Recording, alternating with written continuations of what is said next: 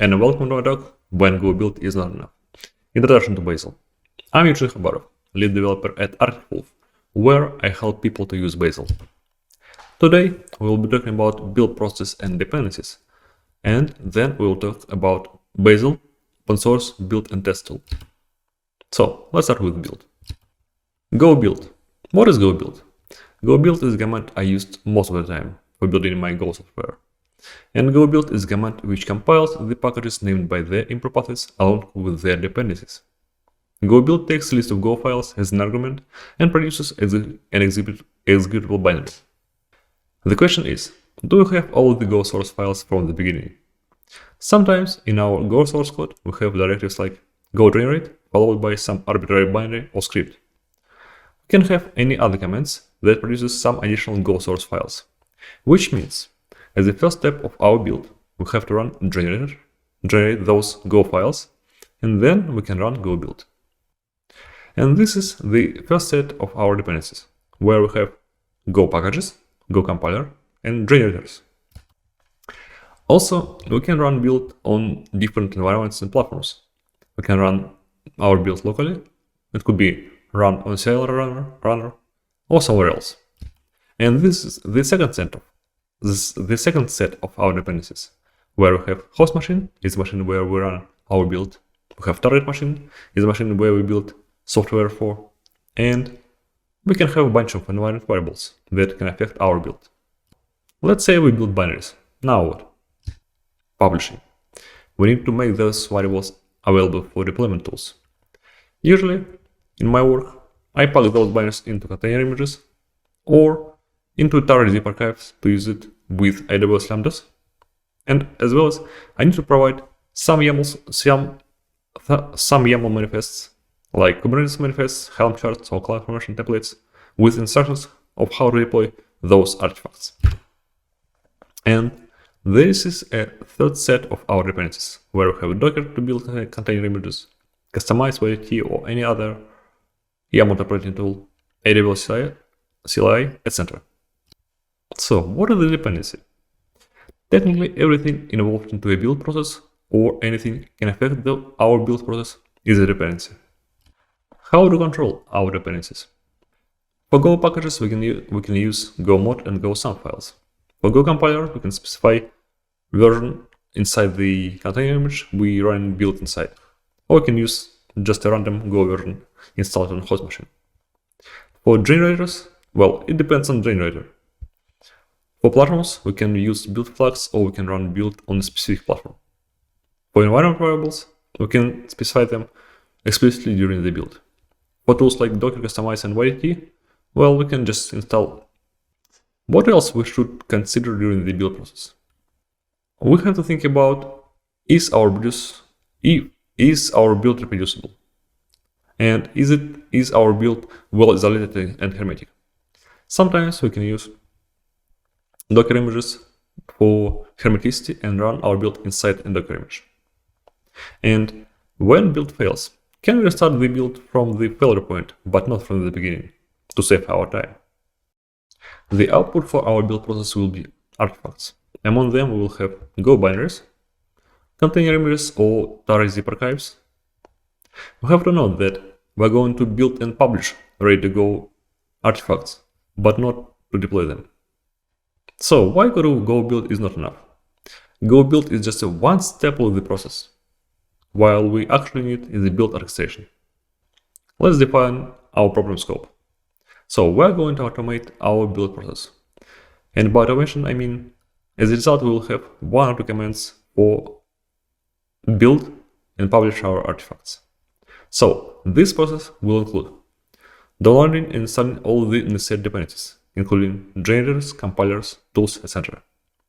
During this process, we will build artifacts, and then we'll publish those artifacts to ECR, S3, or somewhere else.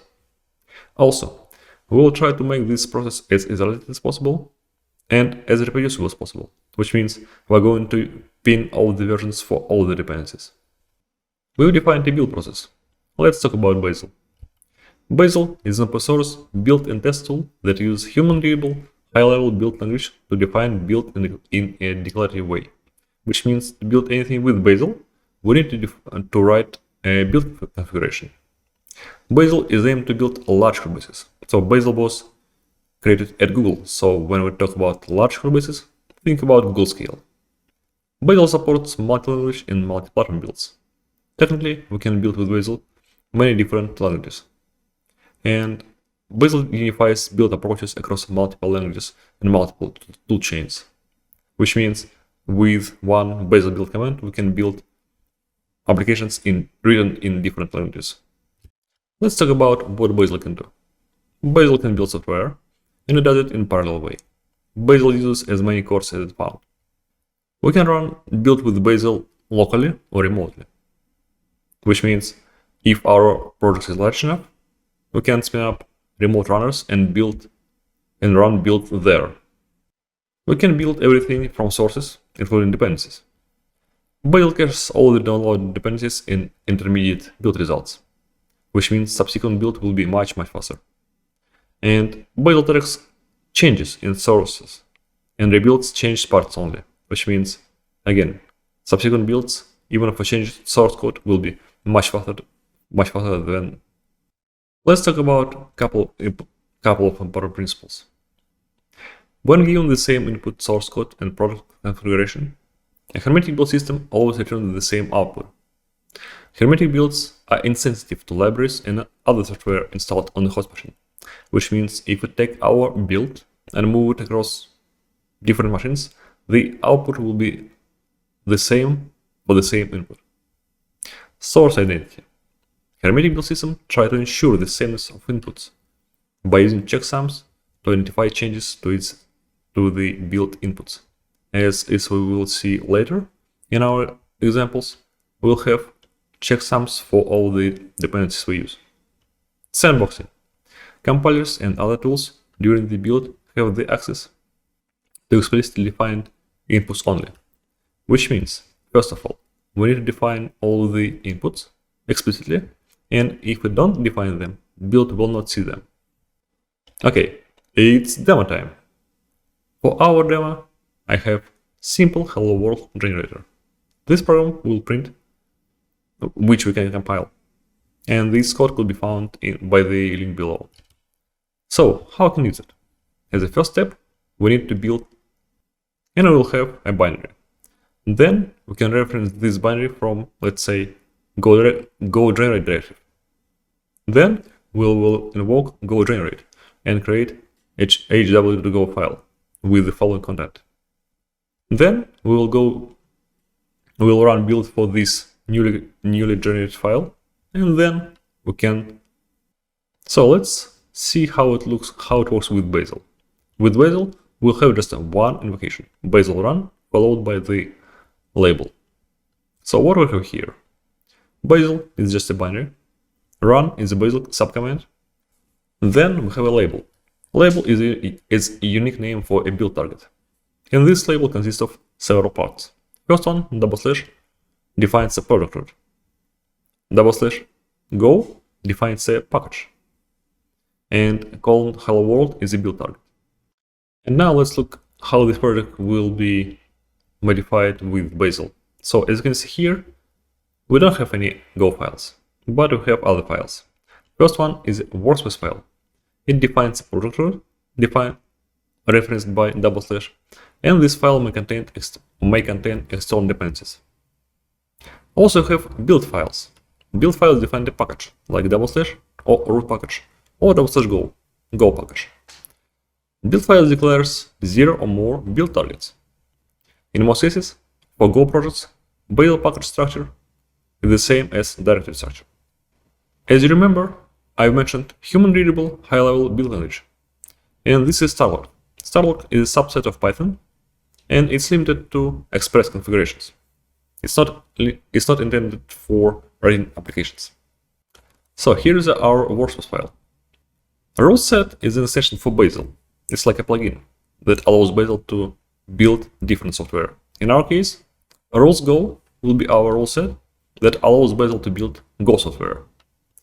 Then, within this file, we explicitly define Go version, and this Go version will be downloaded by Bazel also. In the end of the file, we have a Go repository dependency, which references our hello world generator. As you can see, all of our dependencies have sum or checksums. Let's look at build files. So build files can have 0 or more build targets. Build targets will be defined by rules. So a rule is a function implementation. It takes an input and produces an output. We have 3 rules here: Go library and Go binary. All those rules define targets. Target is a buildable unit. The first rule, called generate hello go, it creates a hello.go file by invoking our hello world generator. Generate file and creates a library. And third rule, Go binary, takes our library and creates an executable binary. So what will happen when we execute bazel run followed by the label? When we call bazel run followed by the label, Bazel will know that it have to build binary first, and to build binary it have to build library first, and to build library it have to generate hello.go file. So when we run bazel run command, all those builds happen automatically. Let's look at another demo. For this demo, I have a bunch of microservices deployed into Kubernetes cluster and running with tilt. So we have here service 1, which is grep service, which is listening on port 5000, and it's mapped onto port 55,000 on localhost. Then we have service OZ. This service will be authorizing all our incoming requests. And third service is the envoy proxy that acts as an API gateway. Port 8080 for envoy proxy mapped into localhost, and it accepts HTTP requests. Envoy will translate those HTTP requests into gRPC requests and will call our service 1. I'm going to build all the binaries, container images, and Kubernetes manifests with one command and deploy them into Kubernetes cluster. Let's see how it could be done. And deploys all the services. I've run build everything in advance to save time with zero. Service unavailable, which is fine.